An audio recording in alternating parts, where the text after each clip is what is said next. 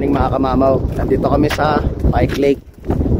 Tuturo ako mag-drive yung anak ko kasi dito siya may road test. Pero baka hindi na siya makapag-road test mo. Natuturo ko muna siyang gumamit ng sasakyan. Malawak yung Pike Lake. Then after ko siyang turuan, ikot-ikot na rin kami dito. Yan, papakita ko sa yung Pike Lake mga kamamaw. Okay, let's start the training. Tuturuan na natin paano paano rin yung sasakyan mga kamamaw. Sinayaan ko lang siya. Kapag tinuro ko na sa inyo paano gamitin. So, mag-start. Kasi ito lang pwesto dito sa Saskatoon sa alam ko na mas okay mag-aral mag-drive ayun. Kasi napakaluwag mga kamamaw. Yan.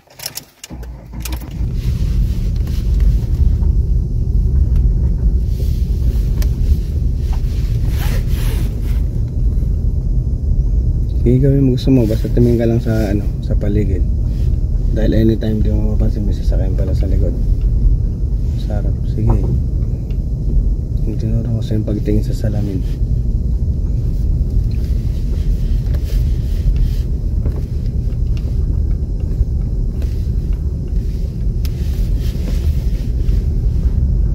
Malawag kasi dito mga kamamo, kaya yung pagpihit-pihit niya, ang number 1 kasi tinuturo ko muna paano mapanda rin yung sasakyan. Hindi ko agad yung papasalpa ko agad sa kalsada kasi may mga sasakyan na kasama dun iba pa rin yung pag nagpunta ka sa kalsada, alam na niya paano gamitin yung manubela, alam na niya kung paano pipihitin. Hindi yung mahirap kasi yung lalagay mo sa kalsada agad tapos yung pihit niya sa manubela hindi pa niya kabisado paano pihitin. Yan. Kaya sabi ko sa kanya, road test daw niya sa November 1. Sabi ko, umamin ka na lang, sabihin mo na hindi ka pala napag-training. Kasi ang alam ko mga kamamaw, kasi kaya di ko siya tinuturuan dahil may tinuturo sa kanila sa school, bigyan silang lisensya sa school Ang expected ko, yung preno yun mo, alalayan mo. Pag ganyan pipreno, tatapa ka na sa preno. Yan, tama yan. Pag pipihit ka, nakalalay ka sa preno. Huwag kang pipihit mo tapos hindi ka nakatapak sa preno kasi iba yung speed nun, iba pa rin yung pagpihit mo nakalalay ka sa preno para gamay mo yung pagpihit mo, kontrolado mo siya kung hanggang saan mo lang gusto ipihit. Yan, yung sa school kasi nila akala ko kasama na yung pati sa yung in class lang pala sila, hindi kasama yung tinuturuan sila mag-drive sa sa kalsada. Kaya nga nagulat ako, sabi niya November 1 daw may road test na siya. Sabi ko paano ka mag-road test hindi ka nga marunong magpandar ng sasakyan. Kaya nga nito, kahit na gumising kami maaga, ay chinempo namin, sumakto naman talagang kami lang din dito. Mga gamay yan, hindi sa susunod pag alam na niya paano paandarin yung sasakyan, dadalhin ko naman siya sa medyo mababagal na lugar lang, yung moderate lang yung takbo ng nakalalay ka sa preno. Kasi silip ka pa rin sa mga salamin. Huwag mo gawin mo na parang style yan mga kamama kasi pag nagtitraining ka talaga para kang tanga na tingin sa salamin. Talagang ganun ang kumbaga dapat ka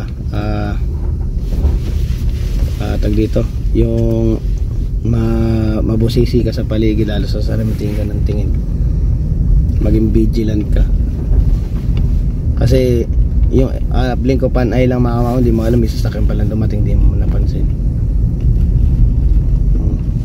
Preno ka na pag kaya pag ganyan, preno dito ka titingin kung saan ang way na punta mo, doon ang unang tingin mo, sisilip ka rin sa likod. Huwag ka titingin yan dahil nandito ang pihit mo hindi ka naman dyan, nandito ang pihit mo kasi pag pihit mong ganon, dito may sasakyan ka hindi dyan basta kung saan ka pipihit nung katitingin, pero lilingon yung tama naman. Pero ito ang priority mo kasi kung saan mo pinihit ang manabela, doon naka-priority ang unang tingin mo sa salamin tsaka sa gilid kung saan ka titingin talaga kasi doon ka pumihit Ayan, pag susunod sa moderate na lugar lang, tapos hanggang sa pag talagang gamay na niya, pag driving natin siya sa highway sumakto pa kasi mga kamama pa winter na. Nung nakarang araw sabi ko saan ko kaya siya ipa-practice. Naalala ko dito nga pala tinuruan ni Mrs. ko nakaraan. Medyo mo first time niyang mauna manubela. Basta tuwing pipihit ka, nakalalay ka sa preno. Sige, tingin sa manabel. Basta pag nakinig ka, huwag ka nang tumingin sa akin. Ano na lang, pakinggan mo na rin sinasabi ko. Mag-focus ka dyan sa inaano mo. Basta every time kang pipihit ng ganyan, nakaano ka, parang although hindi mo tapakan ng preno, nakaalalay ka. It's either kung sakaling may bigla ang ano, tatapakan mo na lang. Ayun, bilisan mo konti. Pag malapit ka na doon, alalay ka na sa preno, tatapakan mo na yung preno pa konti-konti. Huwag ka masyadong tumapad dyan sa may slow kasi ano, nakalalay ka na sa preno dyan.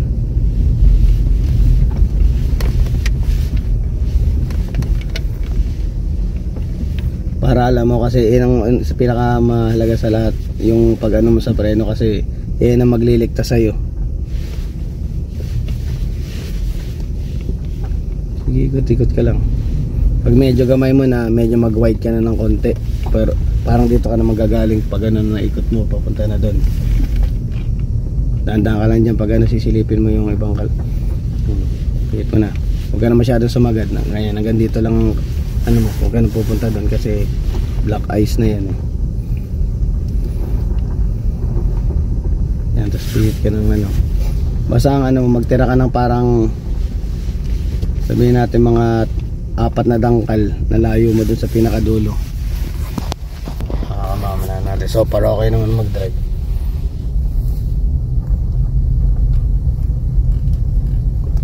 Kakalimutan ng ano, tingin ka sa salamin kung saan ka mag-ano. Yan, hindi lang din sa salamin, sisilip ka rin ganun. Talagang shoulder check. Kasi pag nakasanayan mo yon, maganda yon. Kasi pag nakasanayan mo hindi ka nag shoulder check, nako sabi ko sa'yo, magiging ano mo na yan, magiging habit mo na. Delikado hindi nag shoulder check kasi hindi naman lahat visible sa salamin. May times na yung driving mo is ang tingin mo wala pala sa sakyan, eh nandun na pala, katabi mo na pala siya, hindi siya makikita ng salamin. Yan, sige, ikot-ikot ka lang, magagamay mo yan. Pag medyo nagamay mo na, doon tayo sa may kalsada doon, dito tayo sa may looban. Ano yung ano, ikot-ikot lang. Yan mga kamamaw, tapos na kaming ano, mag-drive. Almost ano rin, almost 1 hour din eh. Nakakaikot-ikot na siya. Tatry ko, sabi ko sa kanya, sa susunod doon sa may mga ano na, mga slow moving na area na lang, para kahit paano magamay niya yung may sumasalubong sa kanyang sasakyan. Mas madaling turuan to kaya sa misis ko. Yan o, ito yung ano, nag-i-snow na mga kamamaw eh, yung lake. Yan o, tinitigas na yung kalahati. Pero mga kamamaw, nung mag-isa pa lang ako dito, mga kamamaw, dito ako madalas pumapasyal mag-isa. Minsan nagdadala lang ako ng ano, kasi yung berry bar na pinagtatrabaho ko dito lang sa may kabila yun eh. So ang ginagawa ko, dadala ako ng drinks ko, ng chicheria ko, kaya kadalasan Burger King ngayon, tatambay lang ako dito, papahangin ako. Yung mapa ng ano eh, ito nakalagay, calling all Saskatoon Park Poaches.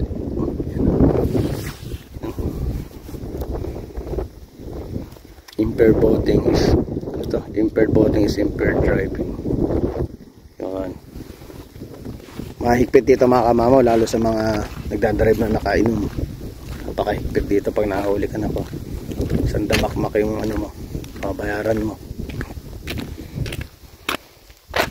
Yan, even sa ano, pag natikitang ka dito mga kamamaw, kaprasong speed ano lang, masakit agad sa bulsa. Kaya kadalasan talaga, hindi naman sa pag-ano, kadalasan Pinoy, pwera na lang dun sa mga matitigas ang ulo talaga mga kamamaw.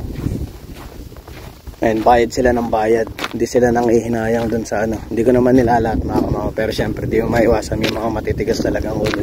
Pero ako mga kamamaw, sobrang maingat ako mag-drive dahil isave mo pa ng babayaran mo pag sumablay ka.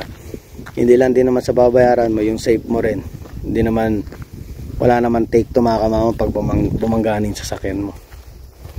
Ano, napakaliwalas. Kami lang nung ano ko nandito. Kamusta driving mo? Okay naman. Mas madaling turuan to mga kamamaw. Tsaka ano, iba yung hawak niya ng manabela kaysa dun sa isang tinuruan ko. Yung isang tinuruan ko, kala mo ano eh, kala mo nagkakarate mga kamamaw nung unang beses hinawakan yung manabela.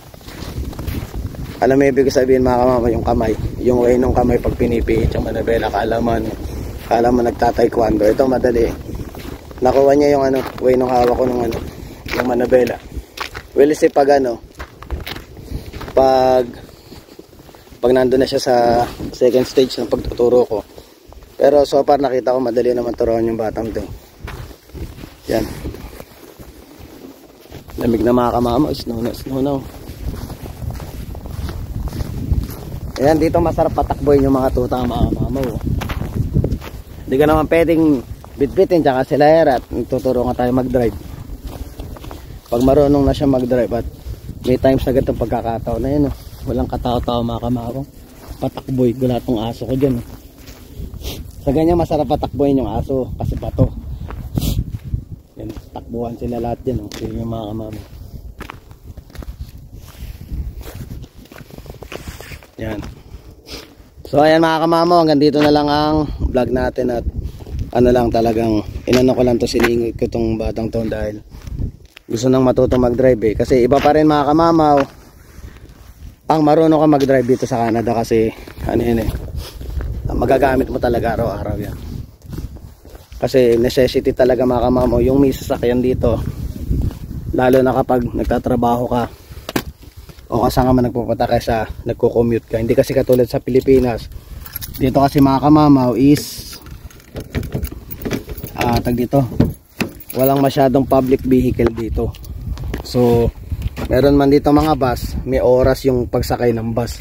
Hindi siya katulad nung sa Pilipinas na paglabas mo ng kalsada, may tricycle, may jeep.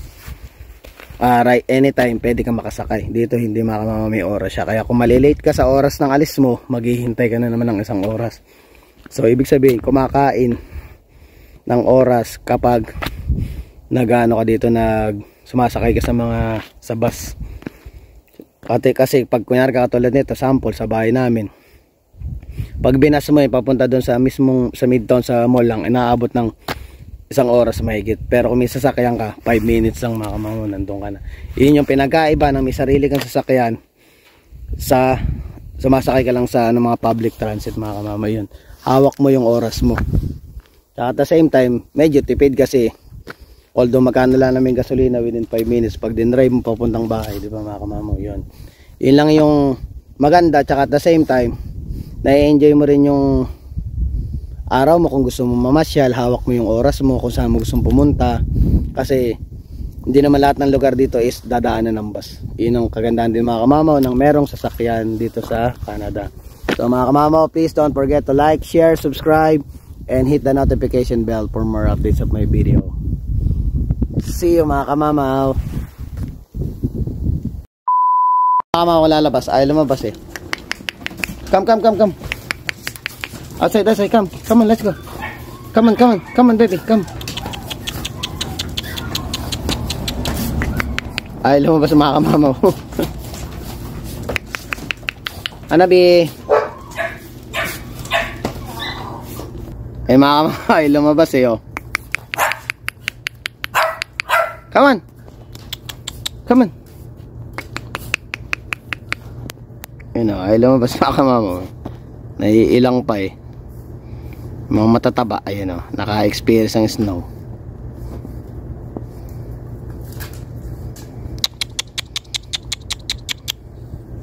Come, laki ni Atlas mga kamamo. Yan mga kamamo, tumapak na sa snow for the first time ng kanilang buhay mga kamamo. Yan o, ang pogi at saka ang ganda ni Hanabi o. Nako naman mga kamamo o. Come on, let's go, come on. Kakapal ng mga alaga natin. Mama, si Mokang at si Nami naman. Come! Mokang, Nami!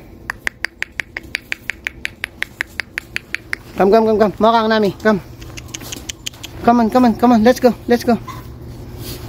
First time na mga kamamo nakakita ng labas eh. Come on, let's go. Come baby, come. Yung dalawa na try natin eh. Hanggang dito lang sa bunga dito. Tingnan natin itong dalawa. Good girl Nami. Good girl. Good job. Good girl. Makang. Mga nakalabas sa coral. Oh, very good to si Nami, oh. Malakas ang loob, eh, oh. Okay, Nami.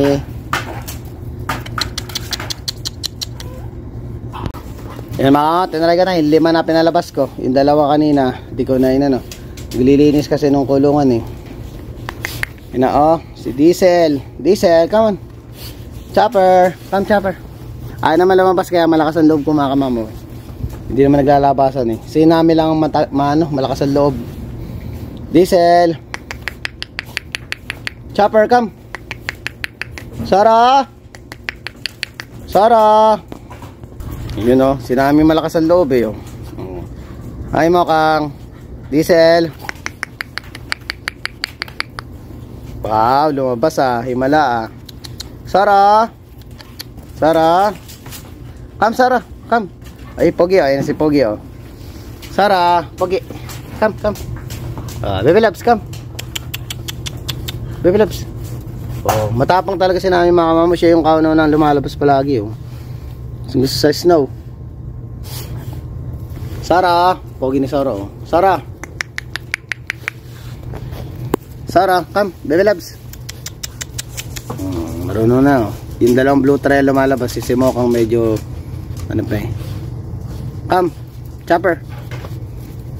Wow, very good, ah. Lumalabas sa snow, ah. Yan mga kamama, oh. Naka-experience na ng snow. Yung 2 na lang na yun ang di lumalapag. Ayan na, lumapag na si Chopper. Chopper. Sarah. Sarah, Baby Loves. Si Soro observant. Come. Come, Sarah. Come. Daddy, come. Wow, very good. Ayan na. How are you? How are you guys? How are you? Wow. Oh, siya ang kauna-unang lumapag sa sahig. Ayan, oh. Ayan ang mga kamamaw. Naka-experience na ng snow yung mga alaga natin. Yun. Si Sarah bumaba na, oh. Sarah. Sarah. Ano, malamig. Malamig ba? Hindi na nakakita ng snow. Ang lalaro ng snow. Buti hanggang dito lang sila. Hindi masyado dito sa ano. May mga butas kasing gilid ng backyard natin, eh. Mamamay lumusot, eh. Yan. Chopper. Come, Chopper. How are you, Sora? Sora? Napakatahimik kasi si Soro, eh. Sa lahat ng tuta mga kamamo, yun ang madalang kong pagalitan. Si Soro.